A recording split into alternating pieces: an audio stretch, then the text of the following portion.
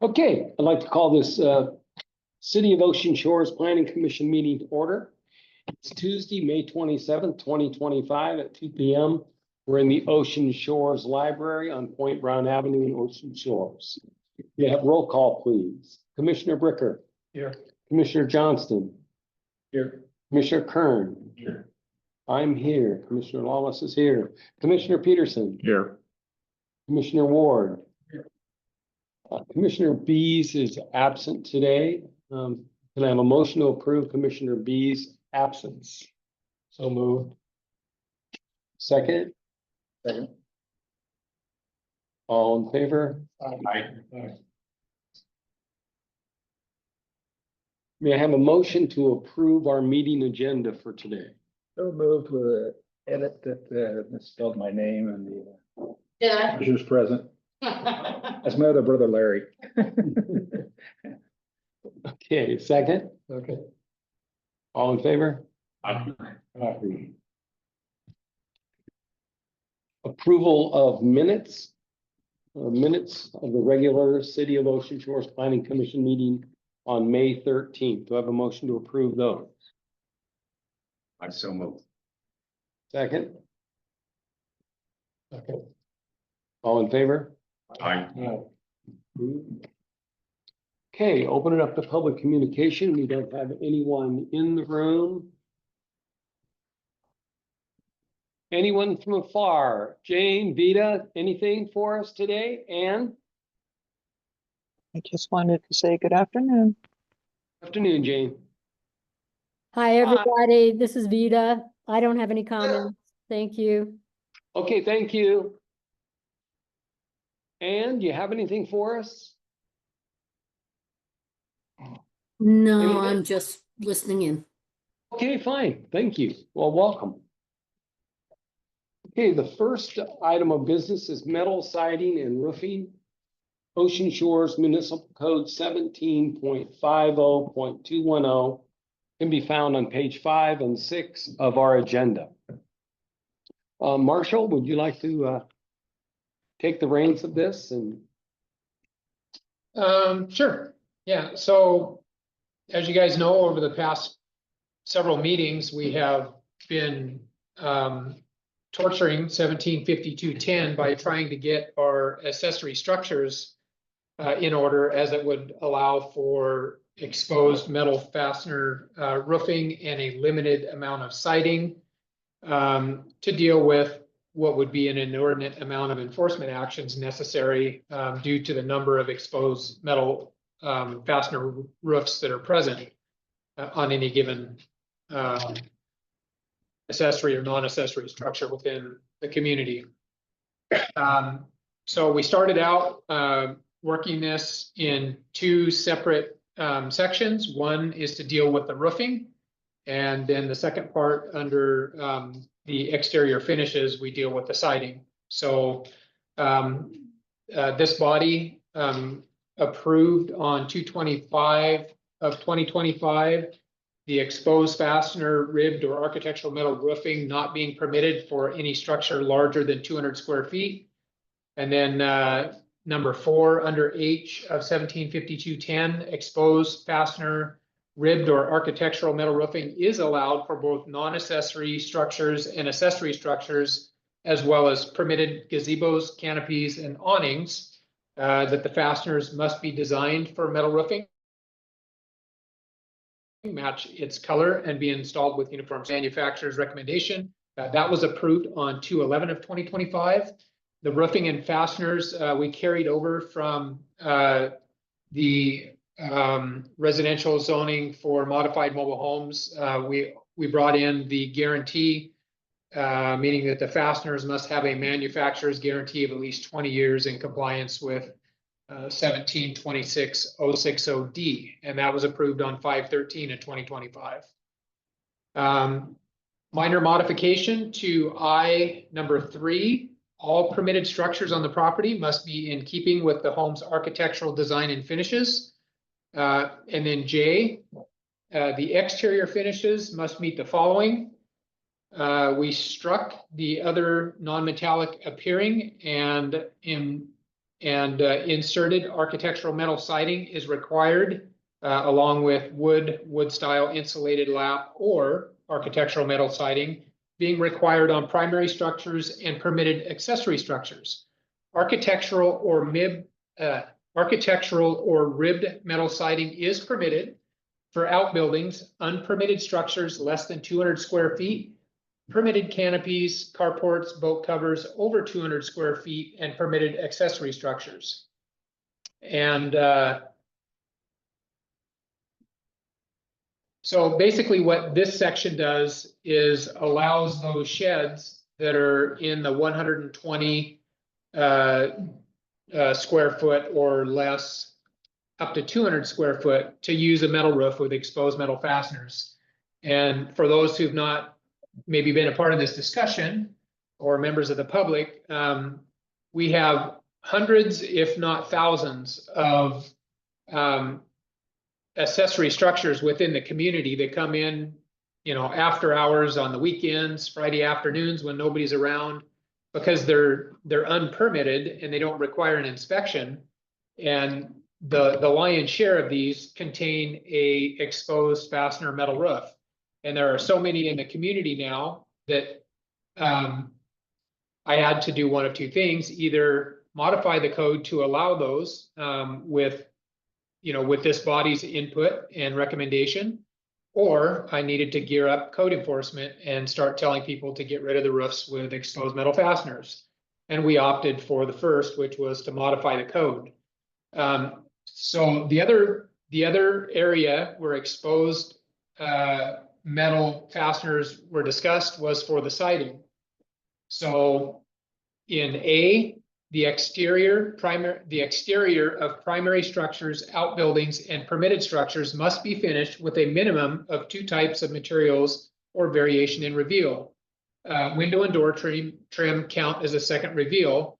Architectural metal siding is allowed as an accent only on up to 50% of any wall, and not the primary siding material on the primary structure and or detached garages over 200 square feet.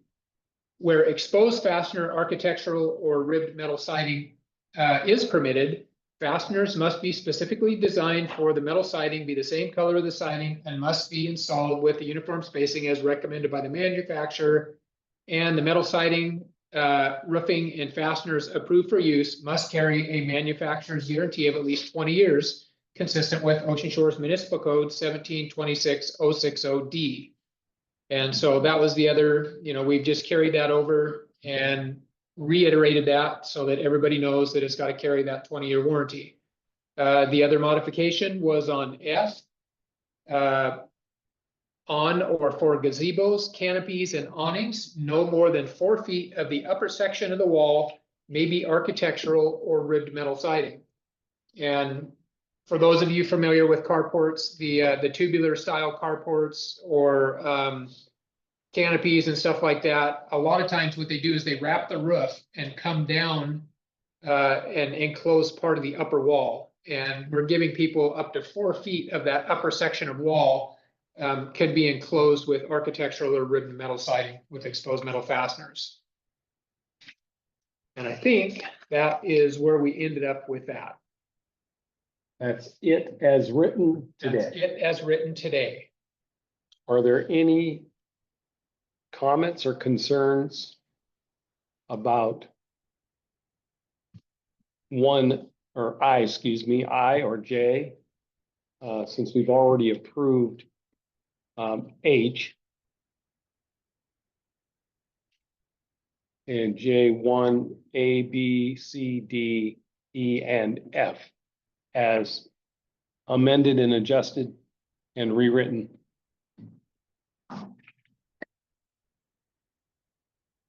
Any thoughts? Just as a comment, the one thing that this doesn't include that will be a later discussion is the concept of an intermodal shipping container within the residential zones.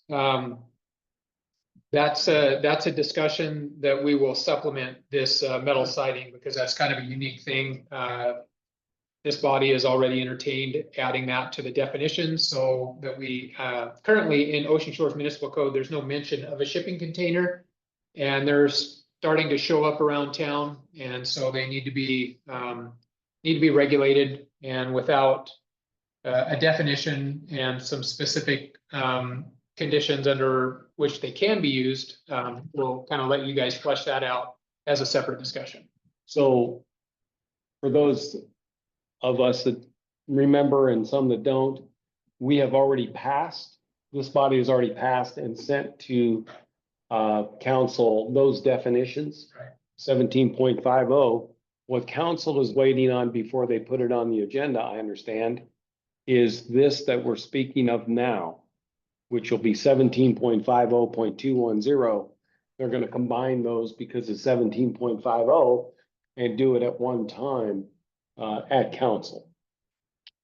And yes, the next item on the agenda, 17.16.060 is a separate topic.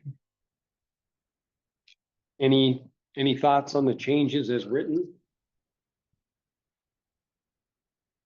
Do I have a motion to approve this and send to council as written? We'll move. Second. All in favor? Aye.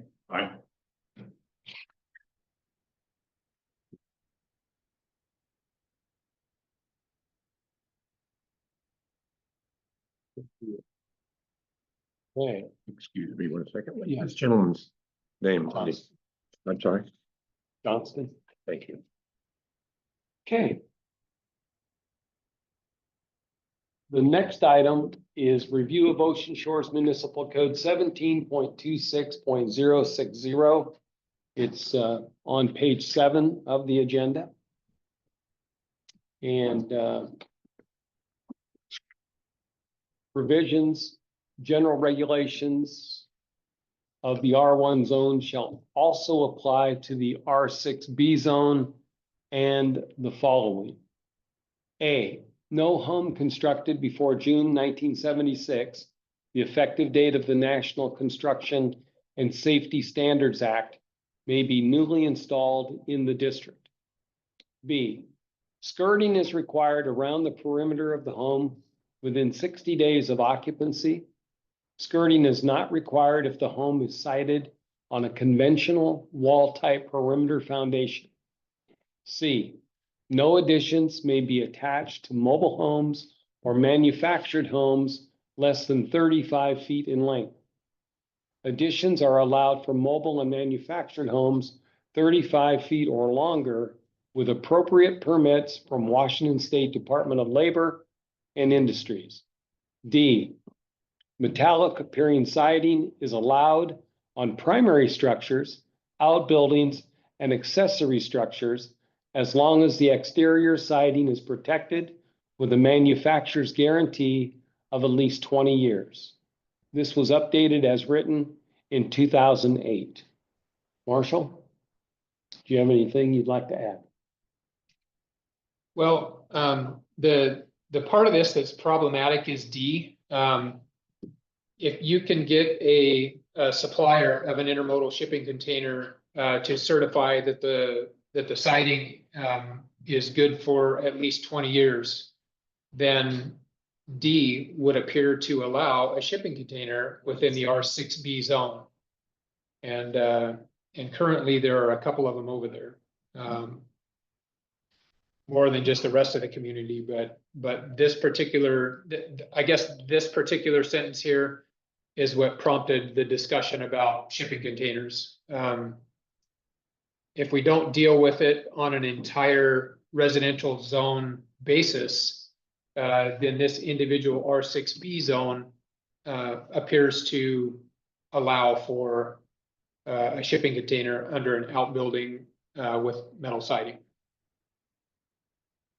Well, I think we have discussed in this forum in the past that we'd prefer not to have connexes, intermodal buildings in the residential zones, except for new construction to house materials And so I think we should work towards, if everyone agrees, work towards wording that precludes permanent connexes in the R zones. Any thoughts? I agree. Yeah, the discussion was kind of framed around a temporary accessory structure in the residential zones during construction. And we would hold the certificate of occupancy for the building under construction until such time as the construction was complete and the shipping container had been removed. That way we don't end up with a straggler after a C of O has been granted on a particular structure. Yeah, so I think, There was a section of code that seemed to already discuss that a little bit. I think so, although I don't have it in front of me.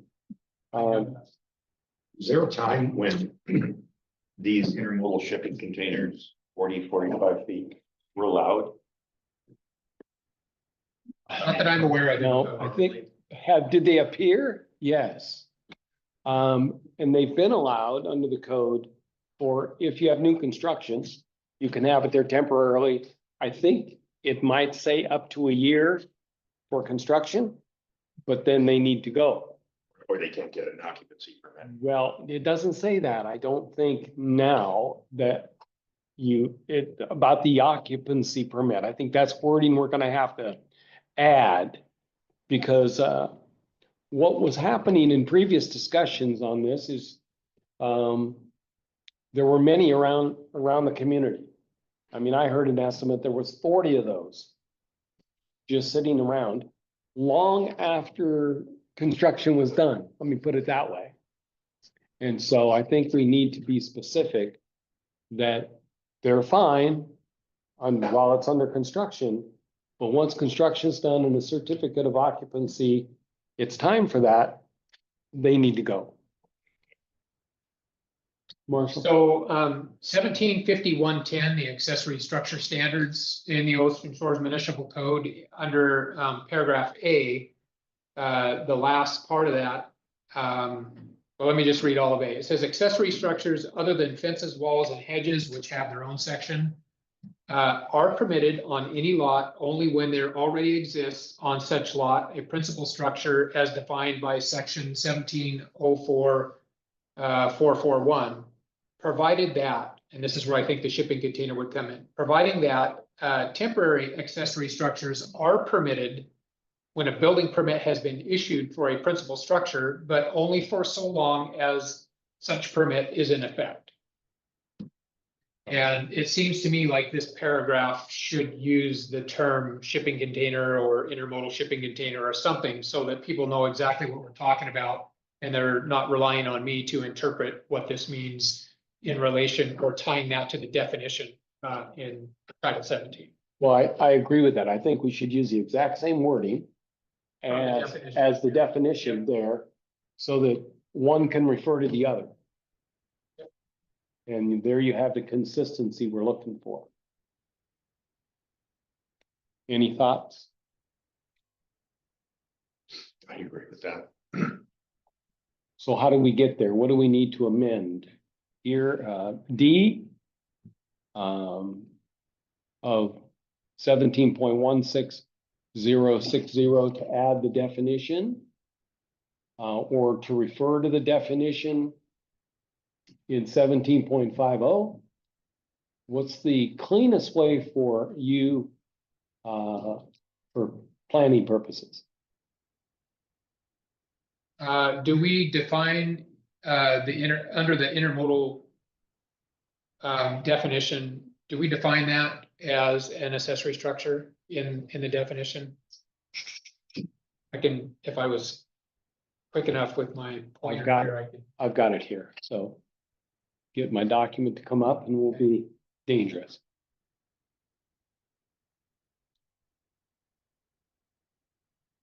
Okay, old computer, it's coming.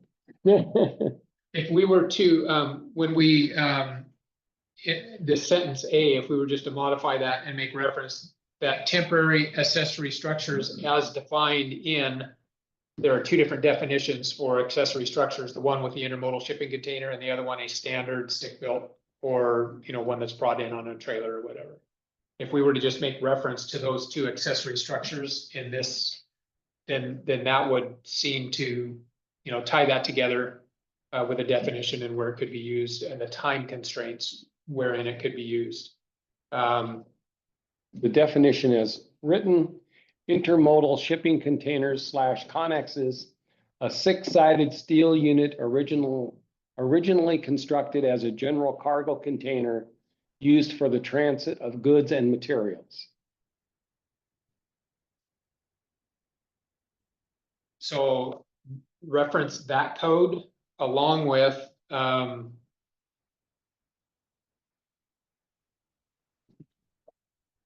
see.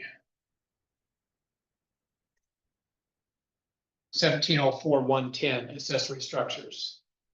Means a subordinate structure being secondary to or incidental to the principal use structure. Could you give me that reference again? 1704-010, that's the definition for an accessory structure. And then did we have a number for that? Did it get assigned a code number? It's just additions to the definitions Okay. of So we will get a code 17.5, number. once approved. Right. And once added, yeah. Right. Okay. Right now, we don't have it.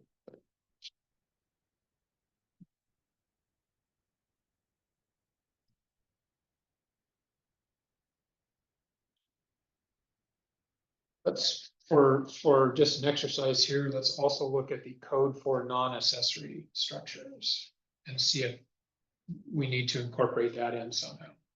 We might as well do it all at once if we can. Thinking.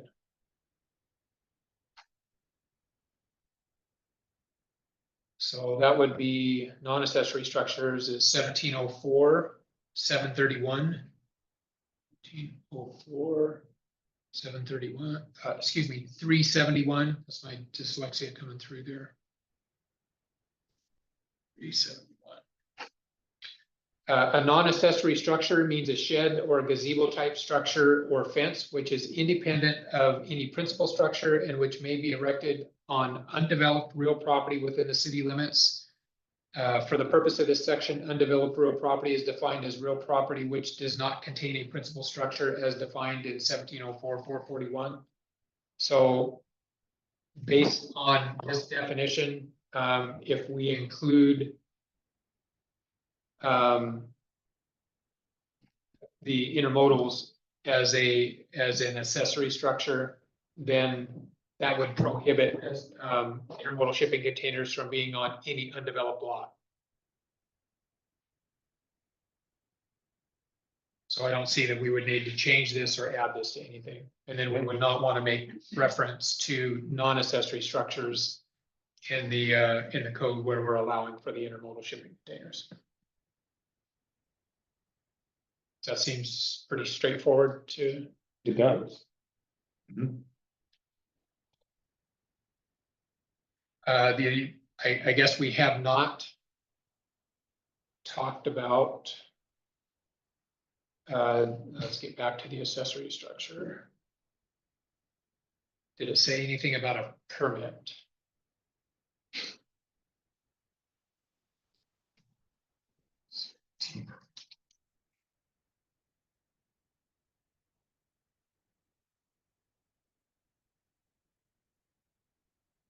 So temporary accessory structures as provided for in subsection A of this section may only be used for storing tools, covering equipment and materials and uses directly incidental to the construction of the principal structure. Where's the timeline on here? Okay, the timeline for these temporary accessory structures, but only for so long as such permit is in effect. Which is usually 1 year. Well, Building. so here's where a person could game the system. You have to have, in order to keep, if you've got a house that's under construction, you need to have an inspection at least every 6 months.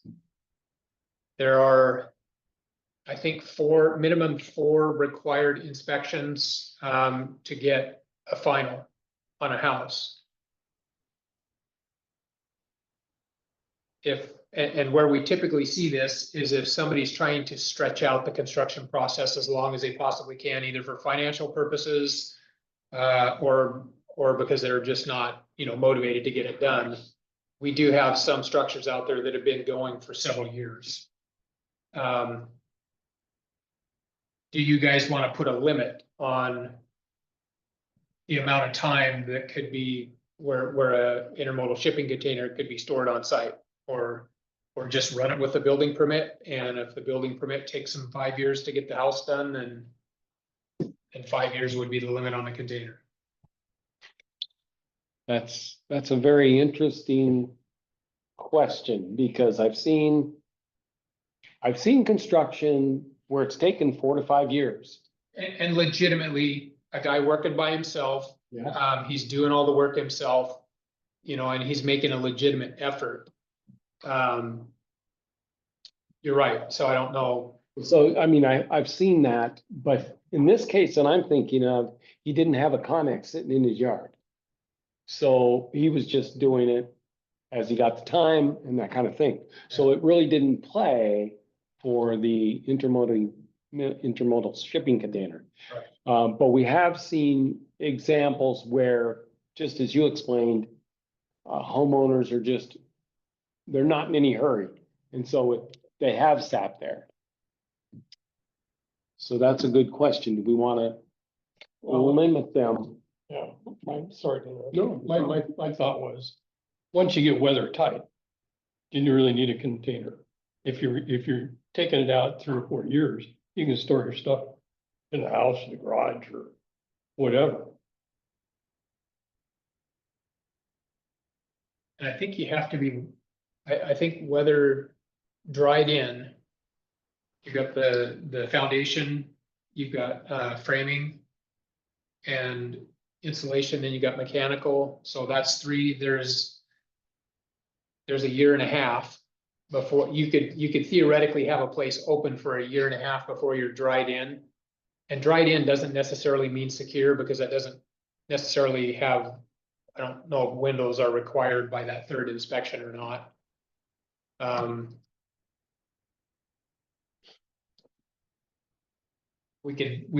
could get those timelines on what the minimums would be required before you got to a point where the house could be considered secure. I'm thinking of somebody that's storing their appliances in there as they're building the house. I mean, that's typically, those don't go in until like the very last thing, so. I was thinking of tools and, stuff you're putting in the house. Right, Is wiring or whatever. yeah, It's, at some point, you gotta get it weather tight. yeah. I was just wondering if somebody could game the system. Like, I know several builders in the area that have multiple projects going on. And they could take one project and dog it out for a couple of years and leave the container there to supply all of their other building projects in town. Well, it would have, the way this is written now, if the permit wasn't on that parcel for the primary dwelling or whatever. And here's another thing, do you guys like the idea of being able to use a Connex if you're building a garage, a detached garage, or an ADU or something else where maybe you've already got a primary dwelling on the property? Does that change how you feel about whether it should be allowed or not? Well, I would think permitted structure, right? Because ADU, it would be a permitted structure, Yes. right? Or an outbuilding might be a permitted structure, larger than 200 square feet. So would that wording help if it's a permitted structure? Okay, so currently, if we were to make reference to the intermodal shipping container, it says, the temporary use for storing tools, government equipment, materials, or whatever, is directly incidental to the construction of the principal structure. So it's already got it nailed down to the house and not an ADU or a garage or whatever else might be going on as an accessory. But in light of recent developments where we have got through council from this body ADUs. Mhm. And now they are being built by permit. Do we need to look at changing the wording? Since when that was written, and I don't know, because I don't have it in front of me, when that was So updated. we've always been able to build ADUs. It's Okay. who's been legally entitled to occupy it. Our current Correct, that's municipal right. code or our municipal code before that changed still allowed for an ADU to be built. It just didn't allow for the public to rent that. Gotcha. So that can only be used by the owner. That's how it used to be, the owner's caregiver or direct family or whatever, were the only people legally allowed to occupy an ADU. Now, anybody can occupy an ADU. The RCW changed, which made our municipal code obsolete. So we had to change it and get it through council. Now anyone can occupy the ADU. And that was an effort to, Indefinitely. Long-term rental only. yeah, long-term rental, not for short-term. But yeah, going forward, so this was an effort to maximize the available housing units within any given community. More affordable housing, typically an ADU would rent for something less than what a primary dwelling would rent for. So it was an affordable housing or, Initiative. part of that initiative, yeah. So. So we had to adapt. Well, we had based on the RCW, right? Right. So, interesting. And, the wording is very, very important in how we handle that. Yeah, I mean, when it comes to an accessory dwelling unit, the word accessory is right in there along with, the same as if it were an accessory structure, meaning a garage. Or another type of structure over 200 square feet. Anything over 200 square feet where there's a primary dwelling is considered an accessory dwelling. And so, the code talking about temporary storage basically excludes temporary storage for any of those accessory structure construction permits, only for the primary structure. That's how I interpret it today. If you guys want to change that, I'm happy to, I don't. Does it complicate your world? Or is it, you like it the way it is? I think if I lived in my house and I were having a contractor build an ADU for me, it might make sense to be able to allow him to bring his container in, set up all of his tools and stuff like that, not in my garage, but in his shipping container and be able to build the ADU for me. That would be what I would call a common sense look at the application of a shipping container for the construction of an ADU. Until occupancy, Until the ADU is finished and then the shipping container's gotta go. right? And an ADU by definition is unattached. No, an ADU can be attached or within the dwelling. Yeah, it can be either or. And I think if you've got a contractor working on the site with materials and tools and stuff like that, whether it's attached or detached, he's gonna want his stuff separate and maybe not in your garage or having to pack them back and forth or that kind of thing. They wanna come in and set up shop with their materials and their tools and be able to work. But if it's attached, it has to be, separate from can be attached to the home, but has to be separate from the home, right? It is. But they're joint, you can have a wall with a common door that's locked or whatever. Or maybe a separate entrance. I'm not sure if there are specific regulations that would define an ADU. But I think I've seen them both ways where somebody came in and applied to section off. And there's a maximum space. You can't split a house in half. It's a maximum of I think 40% or 800 square feet, whichever is greater. Whichever is less. So if you have a large home, you could build An ADU in that home, With yes, yep, with a separate entrance and utilities and whatnot, yeah, that is possible. And we've got a few of them here in Ocean Shores that do that. Okay, I don't have a problem with having this storage Or an ADU, Or an ADU or a big garage. Like, or a big garage. I have 1,150 square foot garage that was built 10 years after the house. Uh-huh. So it would have made sense to bring one in. I certainly don't have a problem with it. They're getting to be more popular because they're all over the place. They're more readily available than they were 10, 15 years ago, so. And my only concern is the word permitted. If it's permitted, then I think we have some control over the certificate of, occupancy to get it, A final inspection. to get it removed, rather than, unpermitted. Well, and then people know the terms under which they can use a container. Yeah, I think that's important. It's just better defined that way.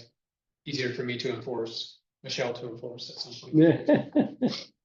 Michelle, do you have any thoughts? Oh, no, I'm good. You're playing sponge, right? Yeah, exactly. Good for you. Exactly. Yeah. Okay, so So the location of that language, do we want to put that in 1750-110? And just make reference to the shipping container in the definitions?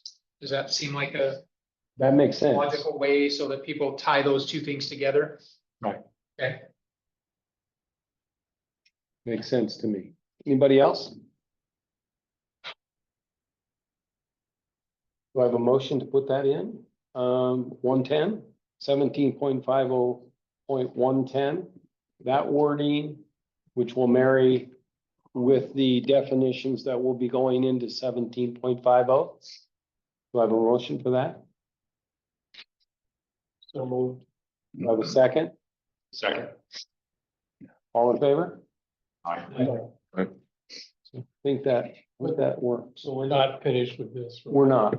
No. I think we need to visit C. We're That was- still, 1750, oh, 110. yeah, 110 or what, just? yeah, 110C, and that would be to allow for more than just the principal structure for the use. Is that what you're thinking about, Dan? Oh, I was talking about what's up. what's still in front of us, we haven't, 1760-060. and, I, and kind of got off on the wanted to make sure we weren't leaving. annexes. No, we've still got, because you said on D was B the, seems to allow for a shipping container in this, when it talks about outbuildings and accessory structures without using the definition of an intermodal shipping container.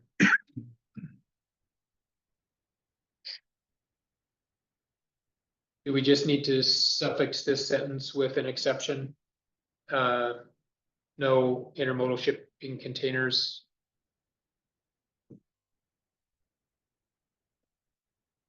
Does that seem like an easy fix to D, so that we don't end up with shipping containers in the R6B zone? Yeah, that sounds good. yeah, that sounds good to me, just, those are not allowed. Whatever wording we'd like. Yeah, I think we should just put an exception on there. This is something they use in the building code quite a bit, is they'll tell you what all you can do, and then at the very end of that section of code, they'll give an exception. And in here, if we just put at the end of this, exception, no intermodal shipping containers, other than for, whatever the definition that we have in 110. Or temporary, other than, maybe define it as a temporary use. Okay, well, we can add that wording for next time. And Plug that in get a vote on it, once, everyone has a chance to look at the wording that goes with that. and.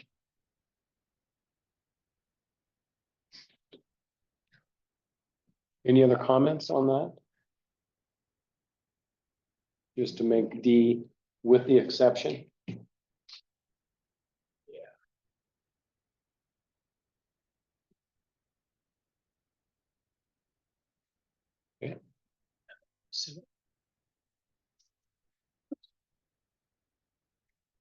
Look at C.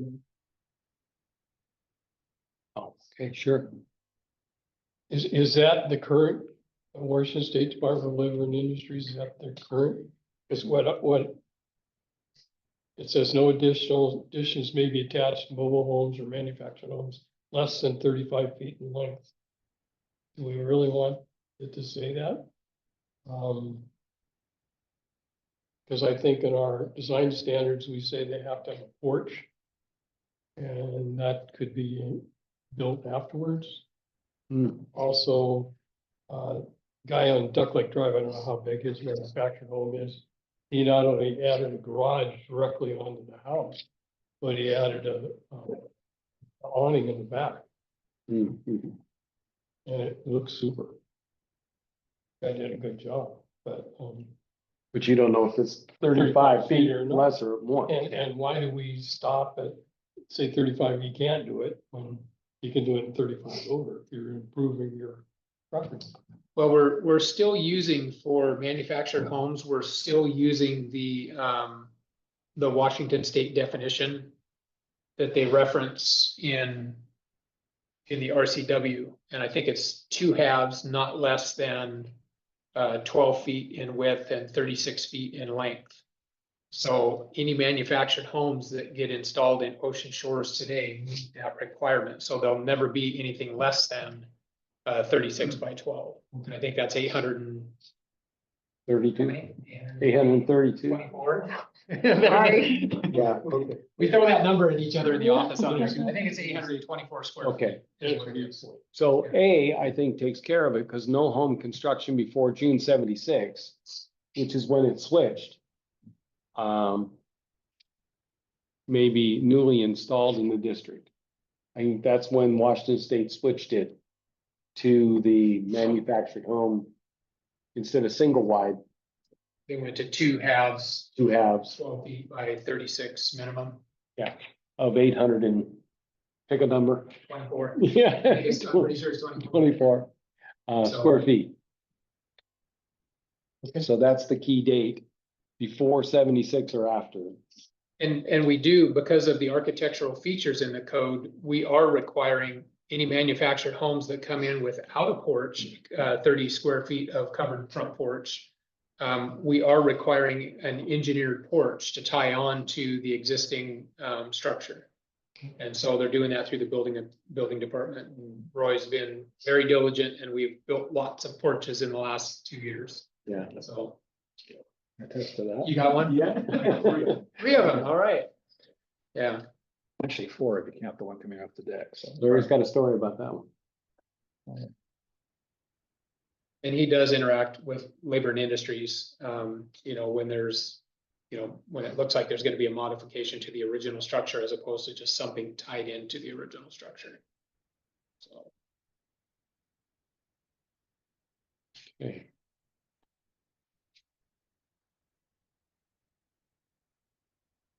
Okay, anything else on 17.16.060? One question about D. Is the warranty meant to begin when it's installed or from the date of construction of the mobile home?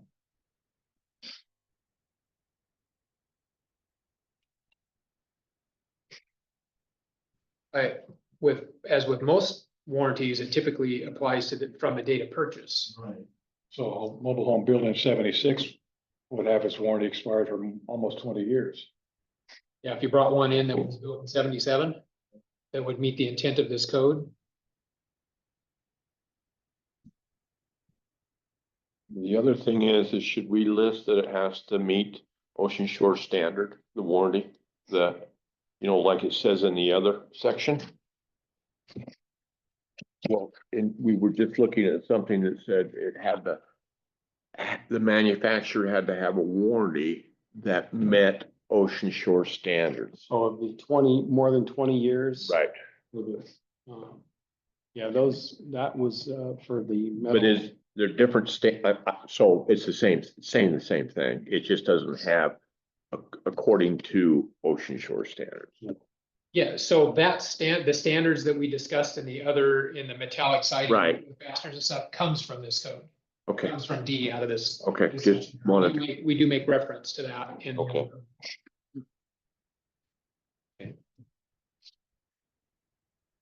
I don't know, and Thorne, maybe you've got more experience with these, because I know you've sold a few. These, post 1976 manufactured homes with metal siding, is that aluminum siding? And I don't remember seeing a lot of fasteners on those. It's like an interlocking siding or something like that. Do you? I don't know. Yep. Well, I just bought one. Does it have fasteners or? No, they're interlocking, They're- like you yeah, just it's said. it's a hidden fastener type of assembly, isn't it? It's a 2003 in this case, Okay. but yeah, there's no, And is it aluminum? it is. Okay. Now, everywhere else we require brand new mobile homes, right? And Michelle and I were talking about that this morning. She was asking if we allow those in all of the other places, what's the difference between the R6B and the R1? The difference is in the R1, it's got to be a new manufactured home. In R6B, we allow one to be built that is 1976 or 1977 or newer. So you can put a used manufactured home in that particular zone, But only that zone. Yeah. but only that, Mhm. right, that is the exception to Only in B, only in R6B. R6B, correct.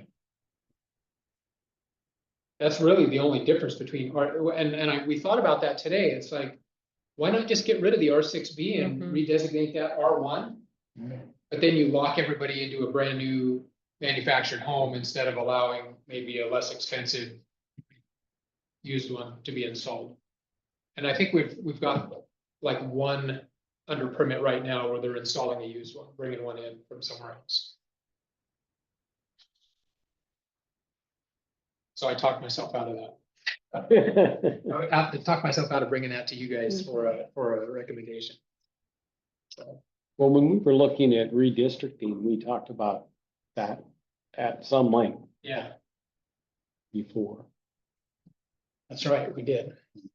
So, and that's the only place where you can put a single family. Right. Okay, anything else on this 17.16.060? So if we just add the exception to D.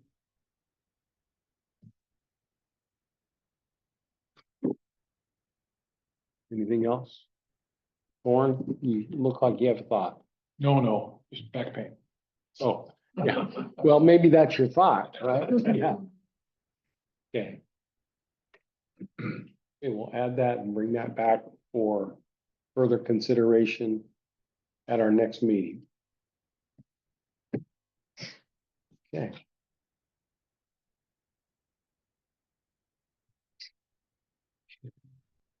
Any discussions today amongst the commissioners? Restrooms? Steve, could you look into the restrooms at all? I haven't followed up on it. Okay. I have a meeting with the mayor tomorrow, and I do have that on my agenda to speak to him. Thank you. So I called him before the meeting to see what his thoughts are, and so we decided that tomorrow would be the right time to discuss that, so. We'll see how if we can help. I don't know that we can, but if we can help, then we'll help in any way we can. My thought was, well, maybe if we had a subcommittee and we went out like biking and walking and got thoughts from the community on what they think is a solution, the best solution. But I don't even know that that would be fruitful. So we'll discuss it tomorrow. It's on the agenda. Well, the arcade would appreciate something happening since all the merchants send people who are looking for a restaurant to the arcade. Yes, yes. You shared that last time. So, okay. On the council agenda tonight is Nicole's handiwork on redoing committees and commissions, the rules for that. It's a second reading of that. And it doesn't really impact us very much on the planning commission, except in two ways. One, if passed with the effective date, we'll have to appoint, we will get to appoint a permanent secretary for us rather than a rotating basis. And then, the other thing, it will allow us the opportunity to update our handbook with the changes. So, those will be coming. I expect, that Nicole will be, happy with the outcome tonight, and it'll get passed, and then whatever the effective date is agreed to, then we'll act accordingly at that time. And would that be an existing, member? Yes, On the town? It wouldn't be a new hire. no, you're looking at whoever might be the secretary in this room, and I don't think it's Marshall. Nope. So. You're out You're exempt. Yeah, so, yeah, it'll be, no, not the city employee either. So it'll be one of the commissioners. We'll put it up to nominations and, anyone that would like to volunteer will work that process like we do when we, do our, chair and vice chair. But we'll do it when it's enacted. We don't know any volunteers. Then that's an issue, Don't isn't be it? absent. Yeah, yeah, right. All in hold. All in told, yeah, so we'll. I guess the answer to that is we'll deal with it when we get to that point, I guess. But, maybe we won't have to, but we'll see. Marshall, do you have anything for, community development, for us today? No, nothing, Nothing out of what we've already talked about today? there's lots of construction going on out there, so there's just these few things that we're talking about right here will go a long ways to making life better in the planning department, so. That's the goal, right? I reached out to Roy to see if he had anything for us. And he said he was in the weeds. He didn't have time to provide us anything. So, he promised he would going forward, but not today. He and I are throwing permits at each other every day, so it's like, they're waiting for you, nope, they're waiting for you, and it's just kind of a back and forth thing, so. Yeah. Lots of activity going on, which Are is, we still record setting on the permit numbers? Or- I think so, I think we're on track for a really good year. Yeah. It's crazy. Man, you drive up and down Duck Lake Drive and lots are being cleared all over the. Yeah. I know, her comment over the weekend that it was a lot quieter than normal. And so, well, why do you think that is? Well, because a lot of the camping lots that were in effect the last couple of years now have houses on them. And so people, it's a lot quieter because of, that concept. So, well, there's no doubt that there's a lot more houses on those lots now than there were. So. Okay, planning commissioners, reports. Anyone have anything to report? Like I said earlier, I've got a meeting with the mayor and of course, a city council meeting attended and will attend tonight, and we'll see how it goes. We currently have at council, just as a recap, the work that we did on signs, it's legal. I don't think it's come back yet. It's not on the agenda. And then the definitions to 17.50 that we discussed earlier, as well as Dan's hard work on trapping in ocean shores. That is there, in the queue, waiting to be heard. Okay. Public communication. Anything? Hi. Did I understand you correctly, the planning commission is gonna have their own secretary? That's correct. If tonight at the second reading, the handiwork that Nicole has done with redoing the committees in the city and the commissions in the city, that's one element in there that we'll have to. Well, I remember before 2008, there was a full-time secretary running the planning commission. He did the notes, etc. It ran much smoother because you had one person doing it every week. And Gotcha. she knew what she was doing. So Well- this is a possible thing in the future? It may well be. I fully expect that it will pass tonight at council. I could be wrong. It's Okay. going to pass in council. And then, yes, whatever the effective date is, then we will have to comply with that and This is have gonna it. be a volunteer position? It's gonna be one of the commissioners. Permanent. Yes. And you're right. Hopefully that'll make it easier on getting the notes consistent, you know, you know how that goes. And I'm sure I'll have plenty of volunteers for the position. You and you. Anything else? That's it. Cool, thanks. Any comments from afar, please? Vida has no comment. Thank you. Good to hear from you. And James. Hi, yeah, just one recommendation on the discussion about, you know, temporary storage being like connexes and stuff. I'll be polite and say life happens. We all know what life really means, right? Maybe we can write in a provision that allows a homeowner who is fighting with an insurance company, for example, or some other extenuating circumstance where they've had to vacate their home and everything is in storage, in containers, on their property, to get extensions on whatever time limit you're putting in the general rule. are you talking like pods, those Yeah. kinds of storage containers? Yep. Yeah. Because life happens and you can't It always does. make a specific timeline, especially if you're fighting, you know, with an insurance company and having to go to litigation over an issue. Yeah. And you that's- can't do anything with the property until that gets resolved. I've never really considered the pods, which in this discussion of connexes, pods didn't enter my mind. But they Mar- are, I mean, they meet the definition. They actually do. Marshall, is there anything, if someone's got a disaster in their home and they put things in pods, do we have anything in the code? Waiting on an insurance company to fix a house as opposed to new construction.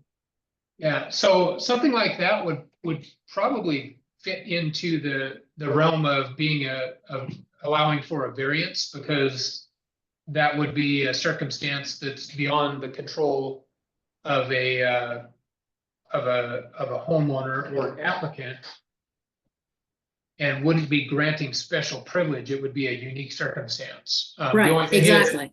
Yeah, the only thing with that is it would cause a financial burden, because the application for a variance requires you know, there's an application fee and a public hearing that's required to grant a variance. So maybe this body would want to have some provision in code to allow for those extenuating circumstances, you know, for when life happens.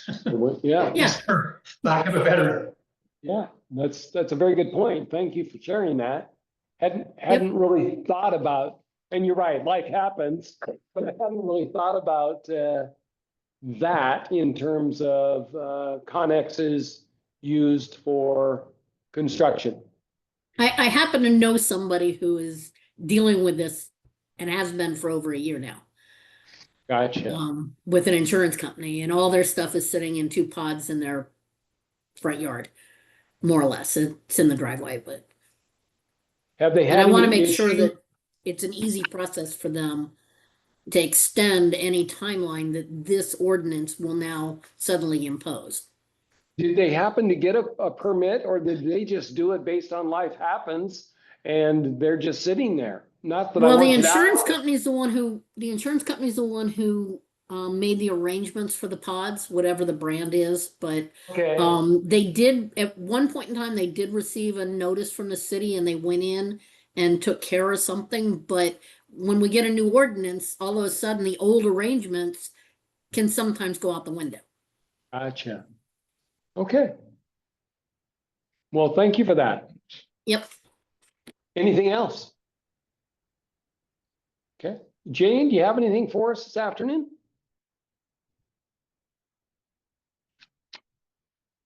Okay, Just go out and enjoy the weather. great idea. Okay. Our next meeting will be on Tuesday, June 10th, 2025, 2 p.m. at Ocean Shores Library. Our secretary will be Commissioner Ward at our next meeting. Do I have a motion to adjourn? Second? Second. All in favor? We are adjourned, 3 o'clock.